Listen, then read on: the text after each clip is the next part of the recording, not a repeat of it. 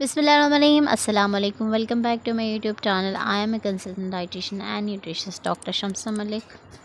आज की इस वीडियो में हम एक ऐसी सब्ज़ी के बारे में बात करेंगे जो कि रोज़मर्रा आपके घरों में इस्तेमाल होती है। अमूमन इसका इस्तेमाल आप लोग अपने बालों की खूबसूरती में इजाफ़े के लिए करते हैं, लेकिन आज हम इसके बारे में बात करेंगे कि आपको सेहत से मुतल्लिक़ किस तरह के फ़वाइद हासिल हो सकते हैं। आज की इस वीडियो में मैं आपको बताऊंगी कि प्याज इस्तेमाल करने से आपको कौन से फ़वाइद हासिल हो सकते हैं, किन लोगों को प्याज का इस्तेमाल नहीं करना चाहिए और प्याज का इस्तेमाल किस तरह करें कि आपको ज़्यादा फ़वाइद हासिल हों। वीडियो स्टार्ट करने से पहले मेरे चैनल को सब्सक्राइब कर लें, बेल नोटिफिकेशन को ऑन कर लें, वीडियो को शेयर ज़रूर करें।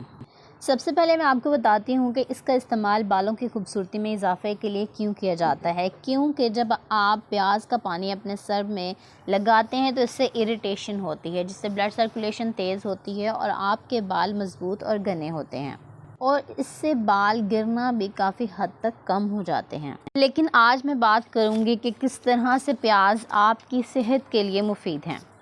सबसे पहले मैं आपको बताऊंगी कि आपको किस फॉर्म में प्याज इस्तेमाल करना चाहिए। प्याज को आप पकाकर यानी कि फ्राई करके भी इस्तेमाल कर सकते हैं और रा फॉर्म में भी इस्तेमाल कर सकते हैं। अक्सर लोग इसका अचार इस्तेमाल करते हैं, आप इस्तेमाल कर सकते हैं इसका अचार, लेकिन कोशिश करें जो आपने घर बनाया हो वो ज़्यादा बेनिफिशियल है एज़ कम्पेयर टू कि आप किसी जो है कंपनी का लेते हैं या प्रोसेस्ड लेते हैं।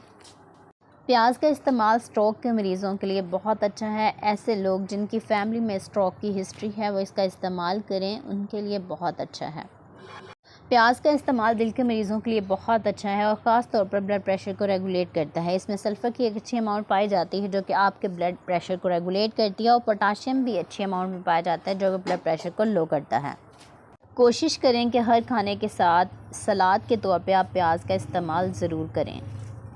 प्याज में फ्लेवोनॉइड्स की एक बहुत अच्छी अमाउंट पाई जाती है जो कि आपके स्ट्रेस लेवल को कंट्रोल करती है। ऐसे लोग जिनको स्ट्रेस का इशू है वो इसका इस्तेमाल करें।